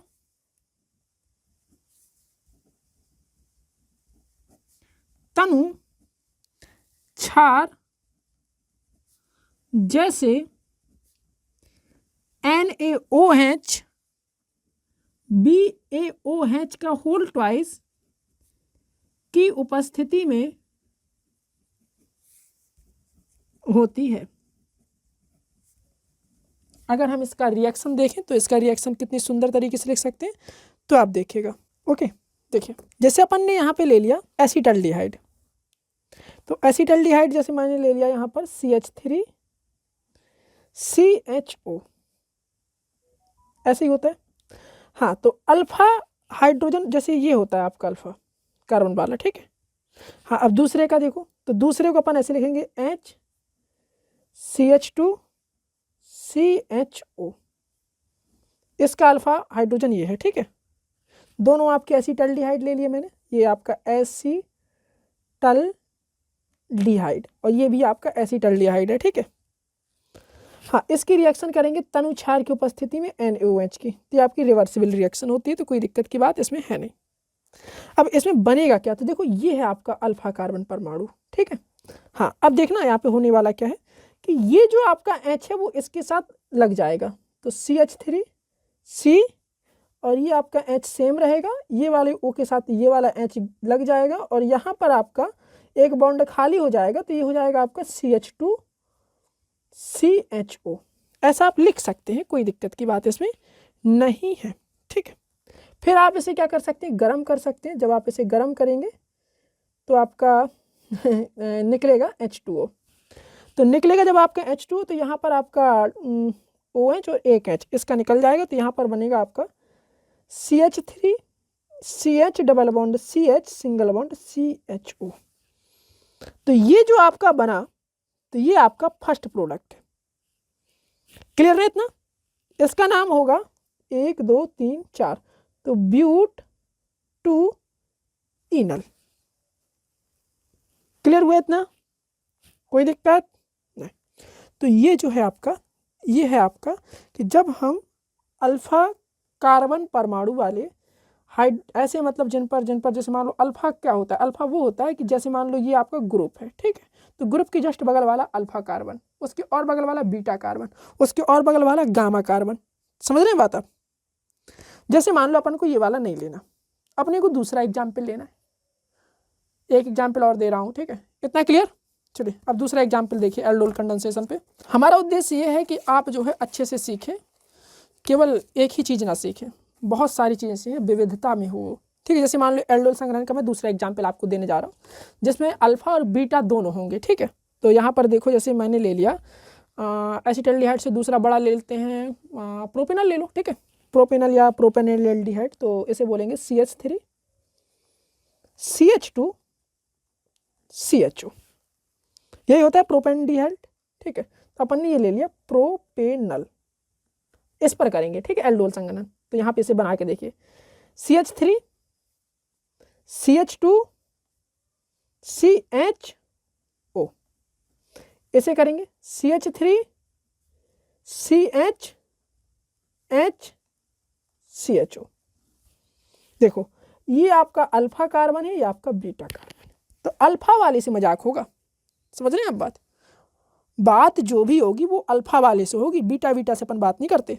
देखो अब होने वाला क्या है, यहाँ पर आप देखेंगे तो ये आपका CH3 सेम टू सेम रहेगा NaOH की उपस्थिति में, तो आपकी रिवर्सिबल होती है। CH3 सेम रहेगा, CH2 भी आपका सेम रहने वाला है। अब ये जो C है, ये जो आपका O दिख रहा है ना, हाँ, तो ये जो आपका O है वो इसके साथ OH में कन्वर्ट हो जाएगा, ये वाला H लेके, और ये यहाँ से जुड़ेगा, ये यहाँ से जुड़ेगा, देखना ये अपन यहाँ से जोड़ के दिखाएं अपन इसे, ये यहाँ से जुड़ेगा, यहाँ से जुड़ने का मतलब यहाँ से मतलब ये C यहाँ से जुड़ेगा, ये C जुड़ गया और एक H था तो HCHO और इस C के साथ ये CH3 जुड़ा था,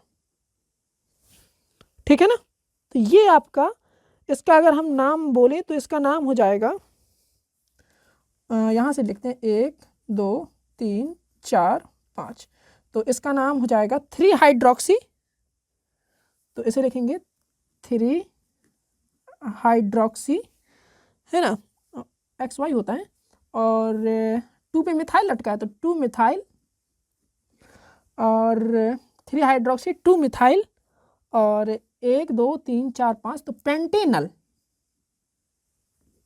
ये भी आपका अस्थाई है। अगर हम इसे थोड़ा सा गर्म कर दें तो जब इसे गर्म करेंगे तो इसका H2O आपका निकल जाएगा। अब ये ये OH और ये H निकल के भाग जाएगा तो यहाँ पर बनेगा आपका CH3 CH2 CH double bond C CH3 CHO। अगर हम इसका नाम देखें तो इसका नाम अगर हम बात करें तो इसका नाम भी इस तरह से आपका आएगा 1 2 3 4 5, है ना। तो 2 मिथाइल पेंट 2 इनल, 2 मिथाइल पेंट 2 इनल। तो एल्डोल कंडेंसेशन का एक उदाहरण आपका ये है, एक उदाहरण ये है। आपको जो भी सुंदर लगे वो आप छाप सकते हैं, ठीक है। चलिए तीसरा जो है आपका कैनिजारो रिएक्शन। तो कैनिजारो रिएक्शन क्या है, कैनिजारो अभिक्रिया क्या है, ये अपन को क्या करना है बताना है। तो हेडिंग डालेंगे कैनिजारो अभिक्रिया।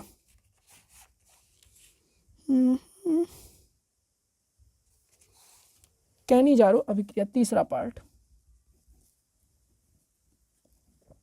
कैनिजारो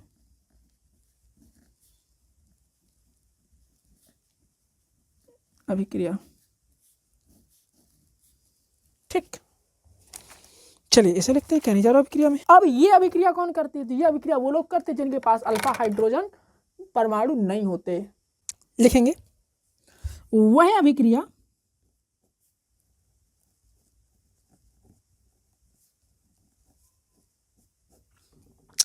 जिसमें वे एल्डिहाइड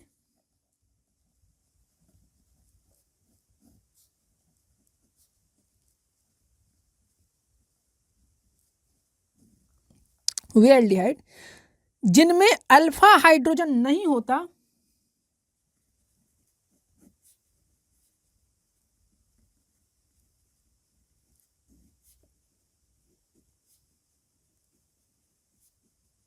अल्फा हाइड्रोजन नहीं होता है,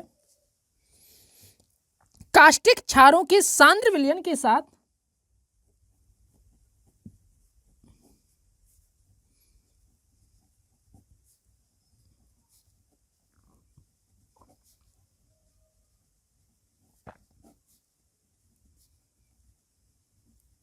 सांद्र विलयन के साथ, सांद्र आपका कितना होना चाहिए 50% साथ अभिक्रिया करके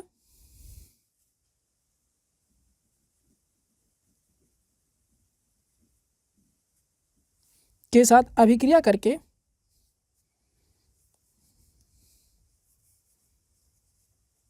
के साथ अभिक्रिया करके या अभिक्रिया करके जो भी लिखना हो अपने को रिएक्शन लिखनी है वो इंपॉर्टेंट है। अभिक्रिया करके उनके एल्कोहल व कार्बोक्सिलिक अम्लों के एल्कोहल व कार्बोक्सिलिक अम्लों के कार्बोक्सिलिक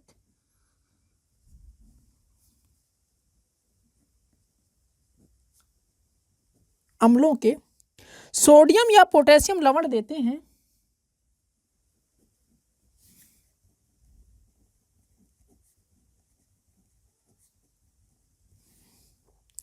कैनिजारो रिएक्शन कहलाती है।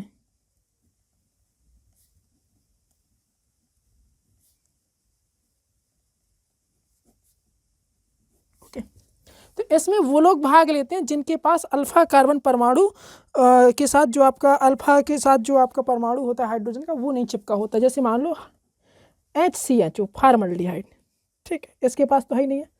ये रिएक्शन करेगा आपका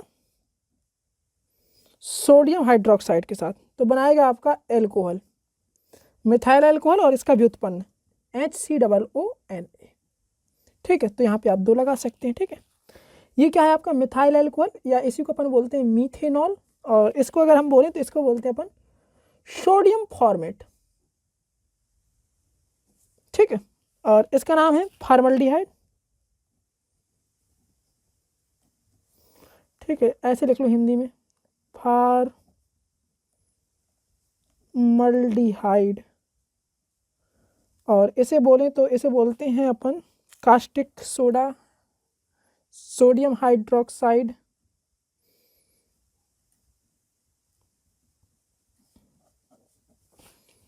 ठीक है। क्लियर हुआ इतना। और अगर अपन को दूसरा उदाहरण देखना हो तो दूसरा ये वाला देख सकते हैं। दूसरा उदाहरण देखना हो तो दूसरे के लिए अपन बेंजल्डिहाइड ले सकते हैं। इसमें भी अल्फा परमाणु नहीं होता आपका, अल्फा हाइड्रोजन परमाणु। तो ये आपका बनेगा बेंजिल एल्कोहल, तो यहाँ पर CH2OH लगा सकते हैं, और ये बनेगा आपका COONA, ठीक है। तो इसका नाम है बेंजिल एल्कोहल, और इसका नाम है सोडियम बेंजोएट, ठीक है। चलिए, तो ये हो गई अपनी कैनिजारो रिएक्शन। अब लास्ट क्वेश्चन की तरफ चलते हैं।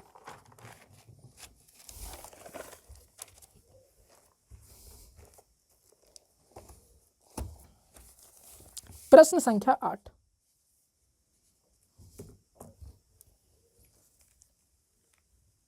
प्रश्न संख्या 8 हल। चलिए पढ़ते हैं।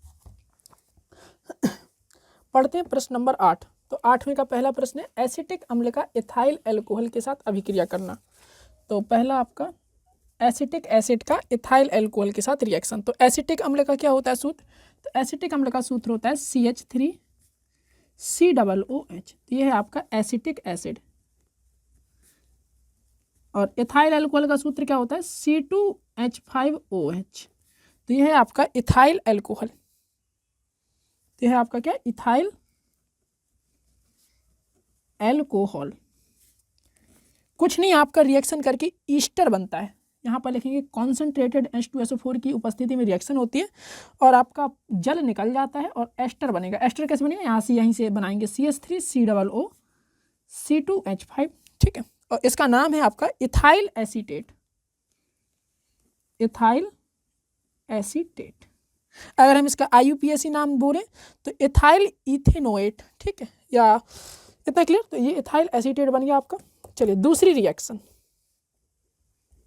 दूसरी रिएक्शन आपसे क्या कह रहा है कि एसिटिक अम्ल जो है आपका थायोनिल क्लोराइड के साथ रिएक्शन करता है तो क्या होता है। तो यहाँ पे एसिटिक अम्ल देख लेते हैं CH3COOH। इसकी रिएक्शन जब अपन थायोनिल क्लोराइड से कराते हैं तो थायोनिल क्लोराइड का जो सूत्र है SOCl2। नाम लिखो सबका। ये कौन है आपका? Acetic acid. तो यहाँ पे लिख सकते हैं एसिटिक अम्ल। ये कौन है? Thionyl chloride. Thionyl chloride reaction करेगा कैसे? गर्म कर देते रहे हैं, हीट कर दे रहे हैं इसे। तो ये बनेगा आपका एसिटिल क्लोराइड। एसिटिल क्लोराइड मतलब CH3 C double bond OCl और निकलेगा क्या? HCl और SO2। तो ये है आपका एसिटिल क्लोराइड। तो इसे बोलेंगे एसिटिल क्लोराइड। और इसे अपन जानते हैं कि हाइड्रोक्लोरिक अम्ल है और ये सल्फर डाइऑक्साइड, ठीक है। अगली रिएक्शन।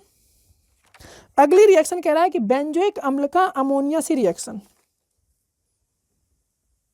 बेंजोइक अम्ल की अमोनिया से। तो बेंजोइक अम्ल को जानते हैं आप? नहीं जानते? ऐसे होता है बेंजोइक अम्ल। इसकी रिएक्शन अपने को अमोनिया से करानी है, तो अपन ने अमोनिया यहाँ पे रख दिया, तो यहाँ पे बनेगा अमोनियम बेंजोएट, यानी अमोनियम बेंजोएट का फॉर्मूला अगर हम यहाँ पर देखें तो COONH4, क्या नाम है इसका, अमोनियम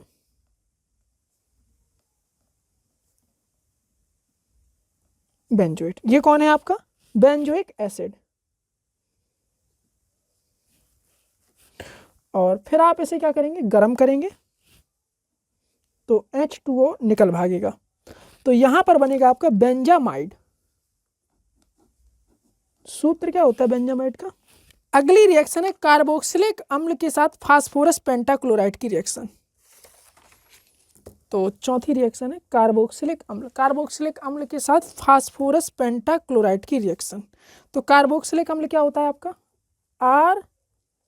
RCOOH, इसकी रिएक्शन फास्फोरस पेंटाक्लोराइड के साथ गर्म करेंगे तो बनेगा क्या आपका, तो बनेगा आपका R का R रहेगा, C का C रहेगा, डबल O का डबल O रहेगा, और यहाँ पर आपका Cl आ जाएगा, और ये आपका HCl और ये आपका PCl5। अगर मैं इसका उदाहरण देखूं तो यहाँ पे आप एसीटिक अम्ल ले सकते हैं,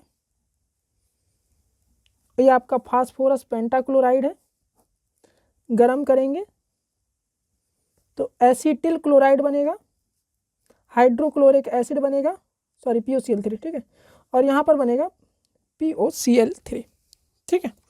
तो नाम इनका चाहो तो लिख सकते हैं आप कि ये आपका एसीटिक एसिड है, इसका नाम फास्फोरस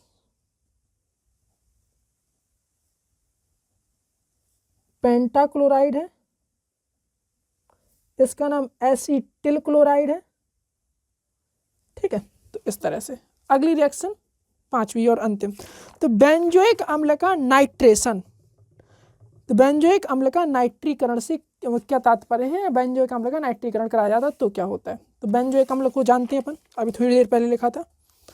तो नाइट्रीकरण अपन जानते हैं कि कंसंट्रेटेड H2SO4 और कंसंट्रेटेड HNO3 की उपस्थिति में होता है, तो ये अपना हो गया बेंजोइक अम्ल।